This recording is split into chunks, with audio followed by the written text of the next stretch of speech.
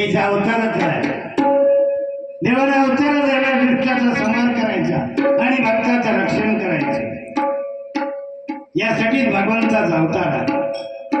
कप्तान वेळ साधो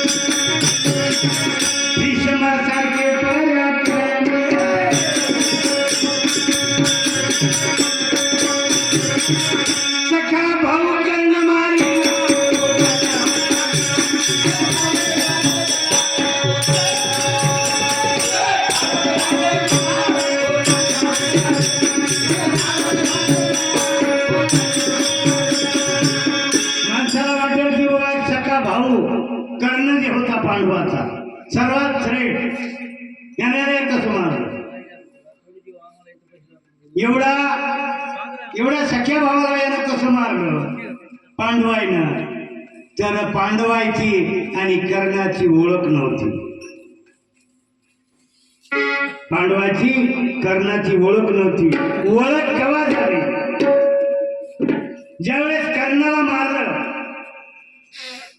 मारले याची उत्तर क्रिया पुन्हा करायची हा प्रश्न पडला. उत्तर क्रिया म्हणजे 10 दिवस याची राग भरणं, याची तेरणी करणं, याचे दिवस करणं, कर्णाचे पूर्ण करावं हा प्रश्न पडल्यावर त्यावेळेस कुंती मातेच्या वाचेतून वाचा फुटायला लागली. का अजून का गप्प?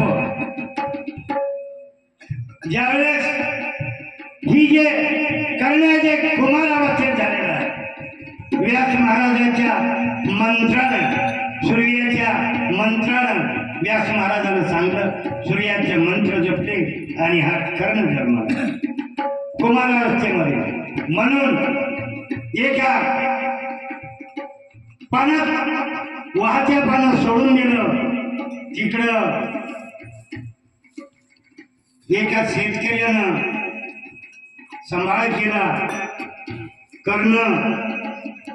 पण त्यावेळेस कुंती मातेनं ज्यावेळेस सांगले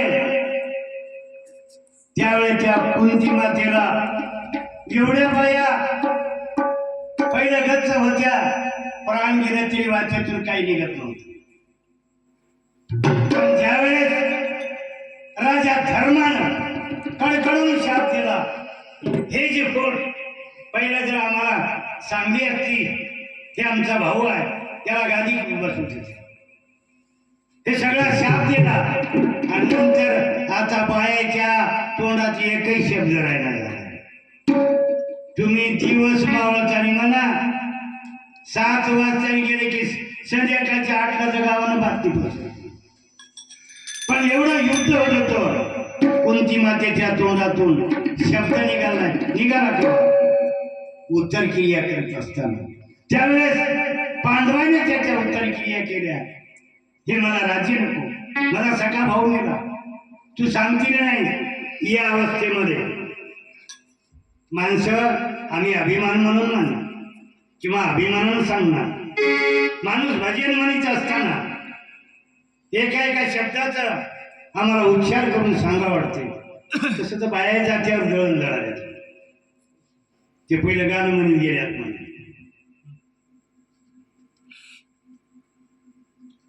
असं गाणं म्हणायचं, भावाचं मन रहे वाच, भावाला आनंद वाटायचा. आताचे भाऊन बहिणी सांगतो सांगू नको काय सापडा.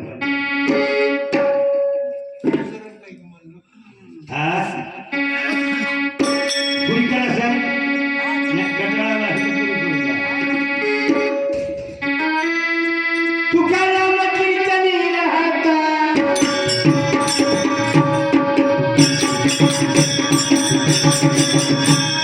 तुकाराम